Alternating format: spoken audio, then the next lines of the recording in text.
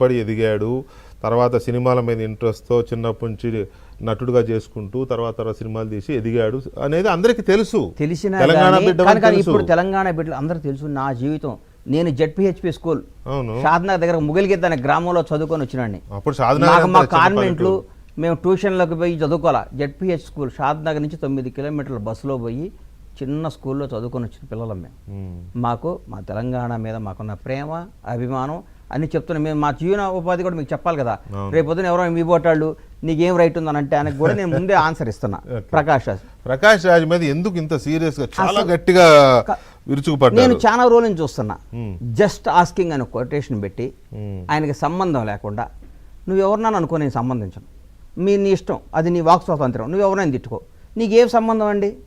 నువ్వు మాట్లాడితే నీకేం సంబంధం? ఇక్కడ చాలామంది మీద పవన్ కళ్యాణ్ గారి మీద నీకేం సంబంధం? నీకే అధికారం ఉంది పవన్ కళ్యాణ్ గారిని క్వశ్చన్ చేయడానికి? ఆయన వచ్చి నీకేమైనా మీటింగ్ పెట్టాడా? నీకేమైనా వ్యక్తిగతంగానా? నీకెందుకు? నీ ఐడెంటిటీ క్రైసిస్ ఆయనకి. ప్రకాష్ రాజ్ అనేవాడికి గుర్తింపు కోసం తహతహలు ఆడుతుంటాడు. పని లేదు, పాట లేదు. ఇక్కడ ఆయన ఎవరు పట్టించుకునేవాళ్ళు లేరు. లేకపోతే సంబంధం లేకుండా 24 గంటలు పనిచేస్తున్నాడు. ఆయన్ని ఇక్కడ తెలంగాణ నాయకులు విమర్శించారు పవన్ కళ్యాణ్ గారిని. వాళ్ళకి ఆయన ఆన్సర్ ఇచ్చుకోవడం వాళ్ళ సంబంధం. ఇది వాళ్ళ ఐడెంటిటీ. నేనే మాట్లాడాల. తెలంగాణ నాయకులు నాకు దేవుళ్ళు లాంటి నాకు ఇష్టమైన పవన్ కళ్యాణ్ని మాట్లాడి నేను ఎందుకు మాట్లాడదంటే అది రాజకీయాలు, నాకు సంబంధం లేని మ్యాటర్. అది మనం అనవసరం. ఆయన ఇష్టం ఉంటే ఆయన ఆన్సర్ ఇచ్చుకుంటాడు, ఆయన లేకుంటే వాళ్ళు మాట్లాడుకుంటారు. మనకేం సంబంధం? అది నీకేం సంబంధం అసలు? నీకు నువ్వు వచ్చావు, నటుడుగా ఉన్నావు, ఇక్కడ యాక్ట్ చేశావు, నేను తెలుగు ప్రేక్షకులు ఆదరించారు, బ్రహ్మాండంగా ఆదరించారు. నీకు జీవితంలో నీకు బ్రేక్ ఇచ్చిందే తెలుగు వాళ్ళు, నీకు తెలుగు వాళ్లే, నీ అద్భుతమైన సినిమాలు ఇచ్చింది తెలుగు వాళ్లే, నీకు అన్నం పెట్టింది తెలుగు వాళ్లే, నేను ఆదరించింది తెలుగు వాళ్లే, నీకు మా తెలుగు సినిమాల ద్వారా జాతీయ అవార్డులు ఇచ్చింది నీకు తెలుగు వాళ్లే. నేను ఎంతో ఆదరించే నీకు ఇక్కడ నీకేం సంబంధం? ఇక్కడ పవన్ కళ్యాణ్ గారిని just asking, why you are asking, why you are asking, I'm asking you, why you are asking, what you have right to ask Pawan Kalyan?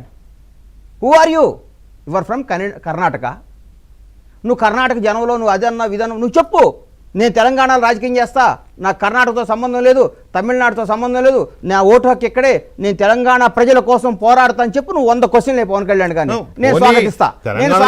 తెలంగాణలో ఓటు హక్కు లేకపోయినా నువ్వు రాజకీయం చేయి, బెంగళూరులో చేస్తున్నాడు ఆయన, చేశాడు. 150-1200 ఓట్లు వచ్చినాయి. మరి చెక్ చేసుకో, 1200